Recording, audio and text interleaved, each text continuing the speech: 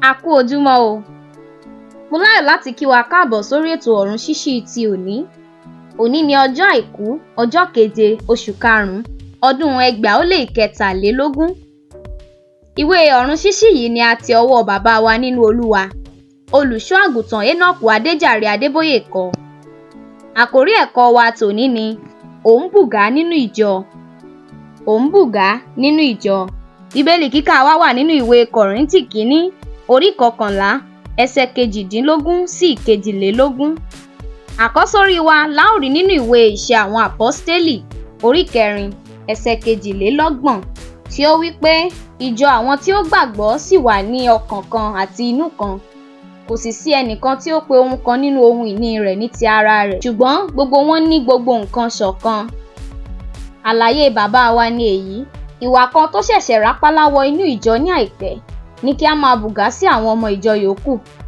Àwọn ènìyàn kan wà tí wọ́n máa ń lọ sí ilé ìjọsìn láti lọ fi aṣọ tuntun wọn tàbí àwọn ohun ìní wọn mìíràn hàn. Èyí kò sí nínú ìpinnu Ọlọ́run pátápátá fún ara Kristi. Ìpinnu Ọlọ́run láti ilẹ̀ fún ìjọ ni kí gbogbo ènìyàn wà ní ìṣọ̀kan, kí wọ́n sì ní ohun gbogbo papọ̀. Bíbélì sọ nínú Ìṣe àwọn Àpọ́stélì orí 2, ẹsẹ̀ 54 sí 57. Wọ́n sì ń fi ọkàn kan dúró ní ojoojúmọ́ nínú tẹ́ḿpìlì àti ní bíbu àkàrà ní ilé. Wọ́n fi inú dídùn àti ọkàn kan jẹ oúnjẹ wọn. Wọ́n yin Ọlọ́run, wọ́n sì ní ojú rere lọ́dọ̀ gbogbo. Olúwa sì yàn kún wọn ní ojoojúmọ́ àwọn tí à ń gbàlà.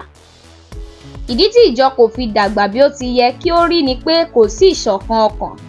Nígbà tí àwọn ènìyàn fẹ́ kí àwọn ju ẹlòmíràn lọ nínú ṣíṣe àfihàn àwọn ohun ìní, ju kí a ṣe àjò nípa ara wa àti ìyìn rere, ìjọ kò lè dàgbà.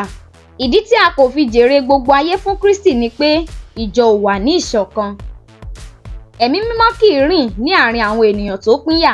Nígbà tí ẹ̀mí mímọ́ sọ̀kalẹ̀ nínú yàrá òkè, àwọn ènìyàn náà wà ní ọkàn kan. Ìṣe àwọn Àpọ́stélì orí 2 ẹsẹ̀ 1. Àfi ìgbà tí Kristẹni bá fẹ́ràn ara wọn tí wọ́n sì wà ní ọkàn kan, ìjọ ò lè ní ìrírí ẹ̀mí mímọ́ bó ti yẹ kó rí. Ọ̀pọ̀ adarí ìjọ máa ń wòye ìdí tí ẹ̀mí mímọ́ kò fi rìn bí wọ́n ṣe retí, láì mọ̀ pé ìṣòro náà wà nínú ìpínyà tó wà láàárín ìjọ.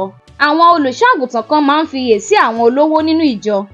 Jákọ́bù sọ nínú ìwé Jákọ́bù 2, orí 1, ẹsẹ̀ 5, pé o kò gbọdọ̀ fi ojúsàájú ṣe ìtọ́jú olówó lòdì sí àwọn tí kò ní. Bí bẹ́ẹ̀ kọ́, ẹ̀yin yóò di onídàájọ́ pẹ̀lú èrò búburú. Kò ní ṣe bí ó ti wù kí wọ́n lówó tó.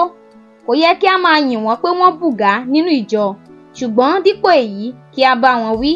Onígbàgbọ́ ní láti wọ aṣọ dáadáa. Ó sì lè ní àwọn ohun ẹ̀ṣọ́ olówó ńlá. Ẹ̀wẹ̀, kò tọ̀nà fún ọ láti fi hàn gbangba pẹ̀lú èròǹgbà láti fi lá àwọn kan lójú. Ìjọ gbọ́dọ̀ fi ìmọ̀ ṣọ̀kan láti dẹ́kun jíjẹ́ ibi tí àwọn ènìyàn ti ń ta kàngbọ̀n láti yọ ju ẹlòmíì lọ nítorí ohun ìní. Ọ̀rọ̀ àgbéyẹ̀wò. Nígbà tí o bá ń lọ ilé ìjọsìn, ǹjẹ́ ò ń fi ohun ìní rẹ ṣakọ? Tí ó bá jẹ́ bẹ́ẹ̀ ni, má ṣe bẹ́ẹ̀ mọ́ láti òní lọ. Nígbà tí o bá ń lọ ilé ìjọsìn, ǹjẹ́ ò ń fi ohun ìní rẹ ṣakọ? Tí ó bá jẹ́ bẹ́ẹ̀ ni, má ṣe bẹ́ẹ̀ mọ́ láti òní lọ. Ọlọ́run yóò ràn wá lọ́wọ́. Àmín.